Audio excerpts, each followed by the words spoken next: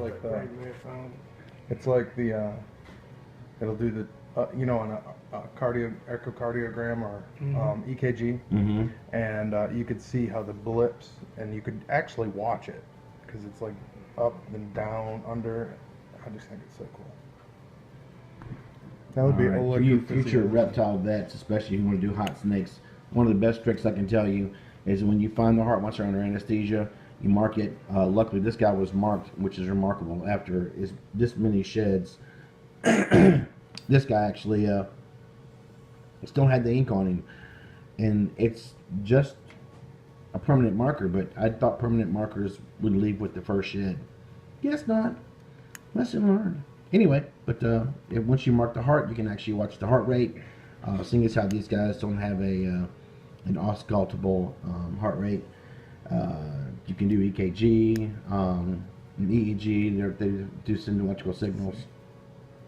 What's he doing? He's coming back. No. One of the things that we do to make sure that they're when they're coming out of anesthesia and safe enough to go back in the box is we'll actually put them upside down like this. And then once they start their riding reflex, then we know that they're probably up enough to do everything but swim. Anyway, that's where we are for now. We're just watching Heart. We're here with Wild at Heart.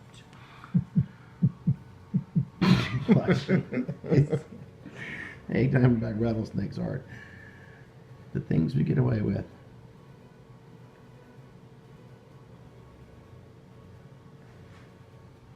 Oh, big breath. Yep. It's about to happen. Clearing out them lungs.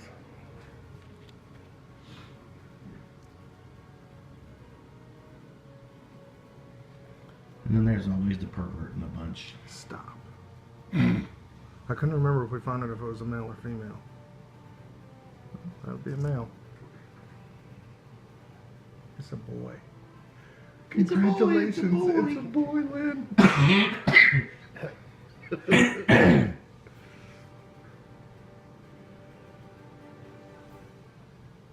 Snake's gonna wake up in that barrel and be like, I had the weirdest dream.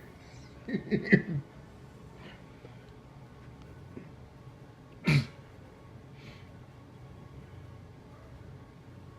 yeah, look how much he's breathing. Clearing out that anesthesia.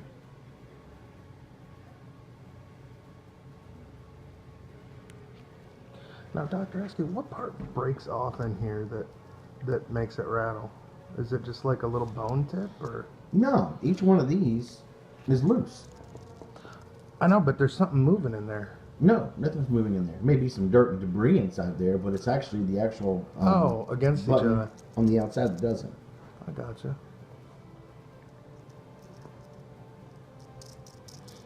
So cool. I mean, these things aren't completely sealed. There could be sand in there, you know. Is it a higher pitch, you know? The Moroccan musician rattlesnakes usually put sand in theirs.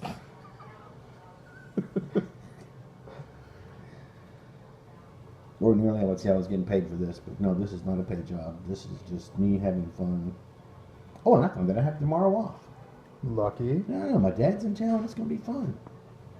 Beer tasting.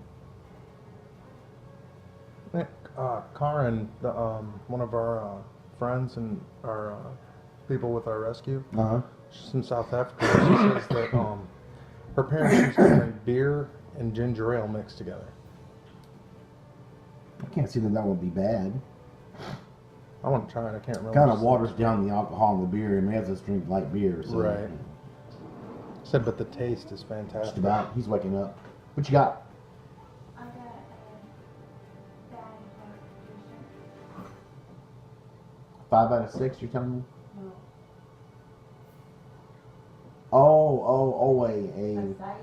A very, very sick patient and client has $50. Is that what you're telling me? Okay. So in other words, another freebie. No, I mean, yeah. Ah, you can say yeah. Say yeah. Yeah. Say it. I can see for this extra medicine we have. Oh, okay. All right. That might work. Before I get out of here, I'd like to see your truck, too. They're on that camera. Yeah. Here's the story.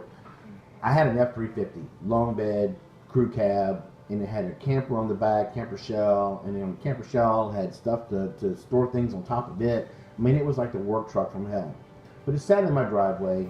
It was a dark forest green, and the fenders from the dually actually had 2 holes in them, you know, because somebody hit something while they were fixing my truck. And it's a whole different story. My wife didn't like it because it was ugly and it sat in the driveway. And because it's a work truck, you only started once every 3 or 4 months when you had stuff to move. Right.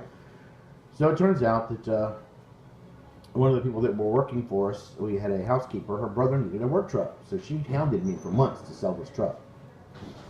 Hounded me. You know, you got to get rid of this thing.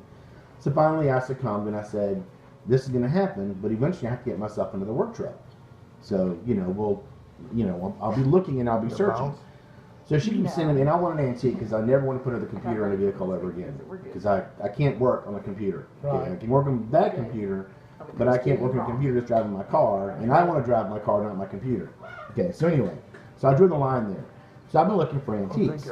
She keeps finding me these old F-150s, 60s, 50s, F-150s, and things like that, and the C-1s and all this stuff. So anyway, I just, theirs weren't big enough for what I needed to do at all.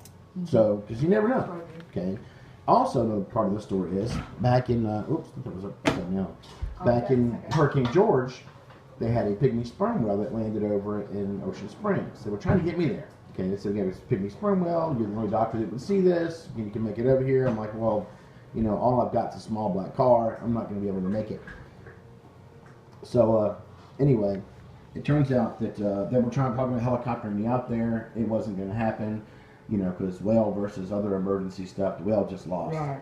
I ended up putting it to sleep, cutting it in half, and taking it off in 2 trucks. I said, we had 2 problems. 1, getting a doctor out there was a pain in the butt. And 2, when we got you there, how would you be able to transport or take it someplace different? And I said, well, in the whale community, when it comes to doing these things for whales, you can build a pen there. You just need to have some construction equipment on hand, and you can actually dig a pen there at your beach, local beach, fence it off with temporary stuff, what you need to do to the whale, and eventually, just move a dam away and it can swim out to sea and be fine. I said, it's happened many times in human history. Obviously, it's not going to happen now. Well, next time we get a chance, we'll do this. So I've been looking for that perfect truck. And somewhere I saw somebody had an old antique fire truck. They took all the stuff out of the back of it, and made it this humongous pickup truck bed. I mean, these are F-850s. I mean, this is a 4-ton plus truck, and I found one, the Silver Run Volunteer Fire Department had one sitting in front of their building for months. I mean, for 8 years, I would drive past it on a regular basis, and somewhere I'm like, maybe I should go talk to them about getting that truck. So I went, took pictures of it. I saw a bunch of cars parked in front of this place one afternoon, and I stopped in, and I'm like, introduced myself. I'm here, and I'd like to see if I can get that truck.